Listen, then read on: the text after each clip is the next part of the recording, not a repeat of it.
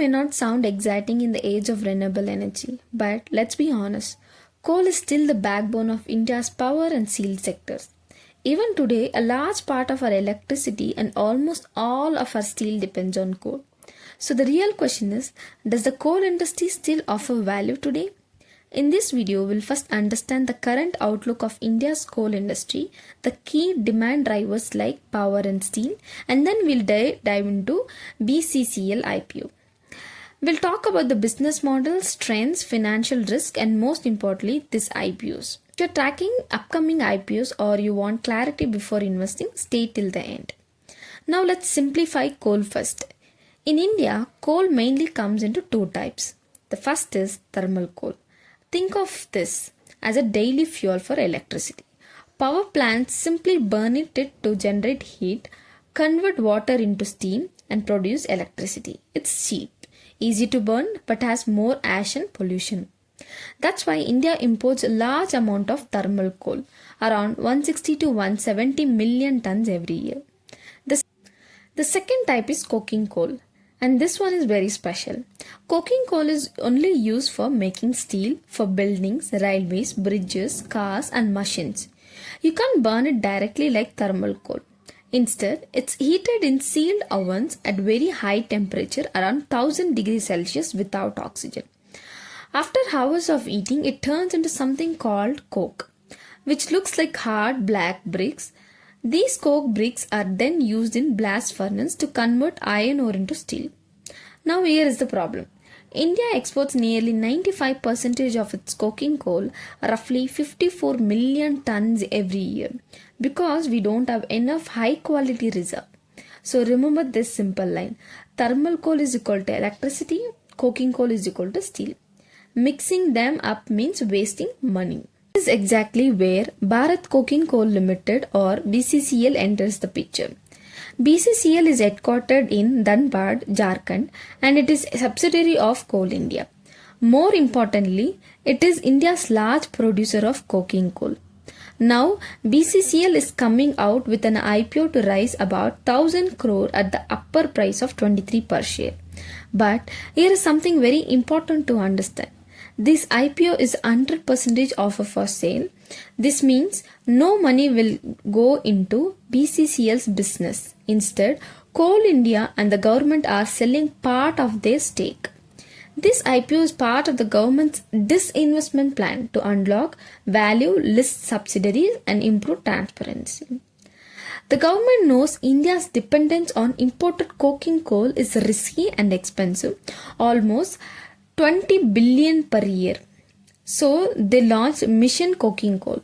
Under this mission, 14 special coking coal blocks are being auctioned, 34 old Coal India mines are being revived, 20 to 30% subsidy are being given for coal washers to clean coal. 100% FDI is allowed to attract global technology. Coal India aims to produce 105 million tons and private players another 35 million tons by 2030. In fact, FY25 itself was strong. BCCL produced a record of 39 million tons and FY26 plans to be more aggressive. Now, what this means for India? India wants to produce 300 million tons of steel by 2030, which will need around 135 million tons of coking coal. If this mission succeeds, import bill will be reduced, supply becomes stable, jobs will be increased, India becomes more self-reliant. This is directly aligned with Atmanirbhar Bharat. Now let's talk about BCCL's number. Don't worry, I'll keep it simple. BCCL's revenue peaked at around 15,000 crore in FY25. Employee costs have gone up gradually, but that's expected. Why? Because 84% of BCCL's mining is done by contractors, not permanent employees.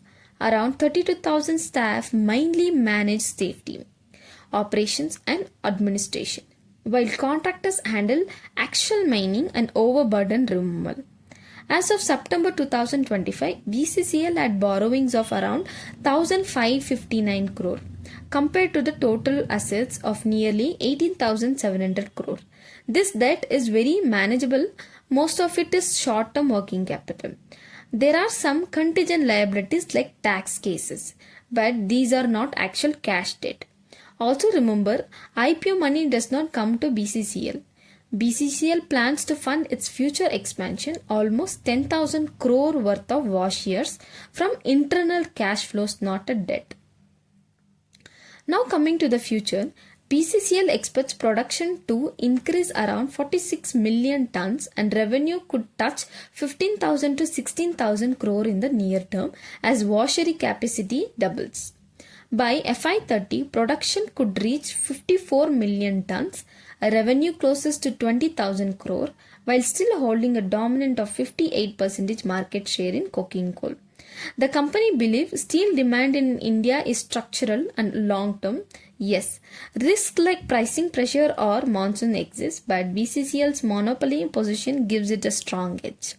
So that was a detailed and simplified look at India's coal industry and a BCCL's IPO. While government-backed companies offer stability, every IPO has its own risk and opportunity. Always align any investment with your financial goals, risk appetite, and even time zone. If you found this video useful, hit the like button, share it with your fellow investors, and subscribe to the channel for more IPO analysis, market insight, and long-term investing content. Thank you for watching. I'll see you in the next video.